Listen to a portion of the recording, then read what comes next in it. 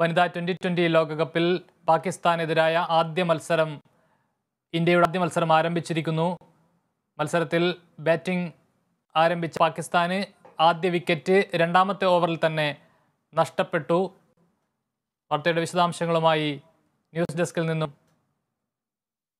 ഗീസ് Peter ചേരുന്നു. ഗീസ്, മത്സരം ആരംഭിച്ചപ്പോൾ തന്നെ പാകിസ്ഥാന് ആദ്യ വിക്കറ്റ് നഷ്ടമായി കഴിഞ്ഞിരിക്കുന്നു. ഇപ്പോഴെങ്ങനെയാണ് മത്സരം പുരോഗമിക്കുന്നത്? കമലേഷ്, തീർച്ചയായിട്ടും ആരാധകർ ഉറ്റുനോക്കുന്ന ഒരു മത്സരമാണ്. നമുക്കറിയാം, ഇന്ത്യ പാകിസ്ഥാൻ മത്സരം എന്നുള്ളത് ഇരുവശത്തെ ആരാധകരെയും വളരെ ഉറ്റുനോക്കുന്ന ഒരു മത്സരമാണ്, ആവേശത്തിലാക്കുന്ന ഒരു മത്സരമാണ്. ഈ മത്സരത്തിൽ വനിതാ ലോകകപ്പിന്റെ ആദ്യ മത്സരത്തിൽ കേപ്പ് ടൗണിലാണ് ഈ ഇന്ത്യയുടെ ആദ്യ മത്സരം നടക്കുന്നത്. ഇന്ത്യ പാകിസ്ഥാൻ മത്സരം പുരോഗമിക്കുമ്പോൾ പാകിസ്ഥാൻ വലിയ രീതിയിലുള്ള തിരിച്ചടി നേരിടുന്നുവെന്ന റിപ്പോർട്ടുകളാണ് പുറത്തുവരുന്നത്. 68 റൺസ്, ഒടുവിൽ വിവരം ലഭിക്കുമ്പോൾ 68 റൺസിന് 4 വിക്കറ്റ് എന്ന നിലയിലാണ് പാകിസ്ഥാൻ.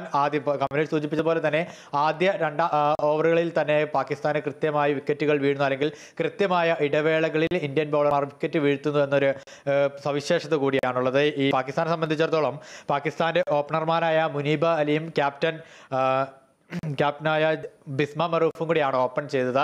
ഈ രണ്ടാമത്തെ ഓവറിന്റെ അവസാന പന്തിൽ ജവീർ അലിനെ പുറത്താക്കുന്ന ഒരു സാഹചര്യം, ദീപ്തി ശർമ്മയുടെ പന്തിൽ ക്യാപ്റ്റൻ ഹർമൻപ്രീതിന്റെ കയ്യിലെത്തിച്ച് പുറത്താകുന്നു.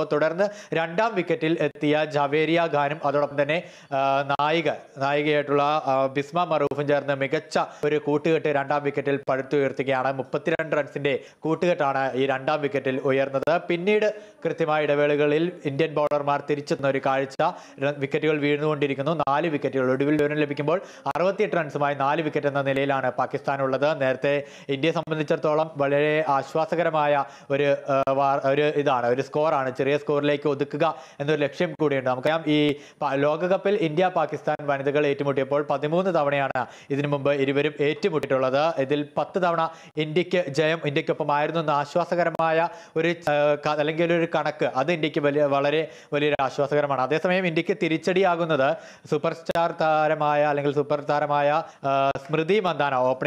ഇന്ത്യയുടെ ഓപ്പണിംഗ് കരുത്താണ് സ്മൃതി മന്ദാനയ്ക്ക് പരിക്ക് മൂലം, ഓസ്ട്രേലിയൻ പര്യടനത്തിൽ ഏറ്റ പരിക്ക് മൂലം ഈ മത്സരം കളിച്ചേക്കില്ല എന്ന റിപ്പോർട്ടുകളൊക്കെ ഉണ്ടായിരുന്നു. അതേ തുടർന്ന് ഈ മത്സരം സ്മൃതി മന്ദാന കളിക്കുന്നില്ല. അത് ഇന്ത്യയുടെ ഓപ്പണിങ്ങിനെ വലിയ രീതിയിൽ ബാധിക്കും എന്ന കാര്യത്തിൽ യാതൊരു സംശയവുമില്ല. ഇഷ്ടിക ഭട്ടാണ് ഈ സ്മൃതി മന്ദാനയ്ക്ക് പകരമായി ഓപ്പൺ ചെയ്യാൻ ഷിഫാലി വർമ്മയ്ക്ക് കൂടെ ഓപ്പണിനായി ഇറങ്ങുക.